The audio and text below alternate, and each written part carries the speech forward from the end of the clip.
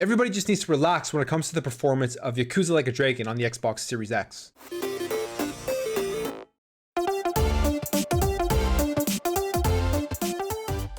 We've been getting early previews of Yakuza Like a Dragon coming out for the Xbox Series X. Although it is a cross-gen game and was built on the PS4 brought over to the Xbox Series X, we're starting to get our first look at the game and how it runs, and a lot of people are kind of freaking out because of the frame rates and resolution. Now, firstly, if you're excited for Yakuza Like a Dragon, don't listen to any of that because everything I've been reading and watching for this game looks awesome. Looks like it's going to be a very fun entry into the Yakuza series, and something even myself, who isn't a Yakuza veteran or who has played many of the games, would be interested in trying out. But there are going to be 3 modes in Yakuza Like a Dragon on the Xbox Series X, 3 different performance modes that you can choose to use. There's going to be the normal mode, the high resolution mode, and the high frame rate mode. Now, with the normal mode, Series X renders at native 1440p with no dynamic resolution scaling. So the trade-off for not going for a true native 4K experience is that everything targets 60 FPS with full VSync. Now in that resolution mode, you're trying to get that native 4K to 3840 by 2160.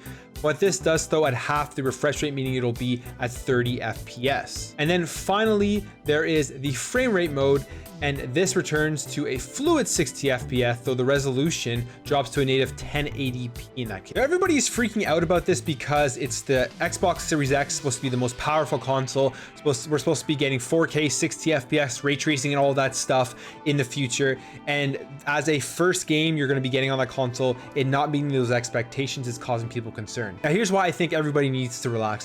These are just a couple of reasons. They're really just basic reasons, but I think they're pretty valid for why I don't think this is a big deal at all. First of all, it's a launch game, and in my recent memory of launch games across all generations, I can only think of a few games that really blew me away, and I'm just going to go back to the last generation. There are a couple games that kind of showed off that difference in hardware from one generation to the next. On the PlayStation 4, it was Killzone, and then on the PlayStation 4 and Xbox One, it was NBA 2K, where you had that up-resing graphics, and it just looked like a brand new, amazing game for that hardware. And also on the Xbox One, there was Rise, Son of Rome, which I thought really showed off the graphical prowess of the Xbox One better than the Xbox 360 was. Now for this generation, everybody's expectation is that every game is going to be in 4K at 60 FPS with ray tracing, and in reality, that isn't going to happen. A lot of games are going to be having performance modes as well as high fidelity modes because ray tracing is very taxing on a GPU. Even my 2080 can barely run ray tracing at 4K for a lot of stuff with really high frames. Like a lot of the time I'm playing with ray tracing, it's always at 30 FPS if I want to make it stable. And then you're going to need like a 3080 in your PC to continuously run ray tracing at 4K at 60 FPS.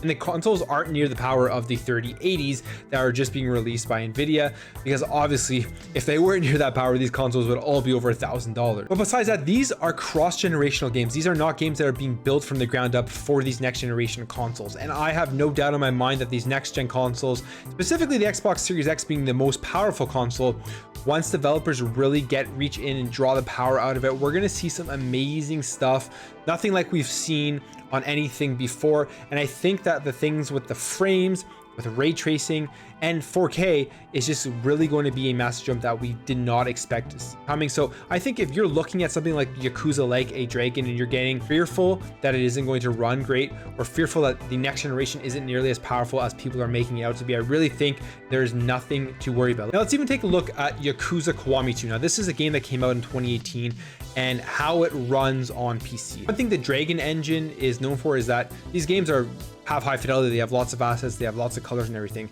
but they don't always have the greatest frames and they don't always run the most smoothly. And we can see here with Yakuza Kiwami 2 on high settings, the average frame rates for 4K were 51 with an RTX 2080 Ti, and the minimum was 46. Now in 1440p, the average frame rate was 88 with a RTX 2080 Ti, and the minimum was 73. And if you go all the way down to 1080p, the average was 90 frames and the minimum was 71. So even on PC 2 years ago with an RTX 2080 Ti, which is potentially more powerful than any of the GPUs in these next generation consoles, but not achieve 4K 60 on high settings. So I believe there is definitely a mixture between the Dragon engine that's being used for this game not being fully optimized for the consoles, it not being a game built from the ground up for the Series X, and that we are in the beginning of the generations. These are cross-generational games, and we're not going to see the full power of these consoles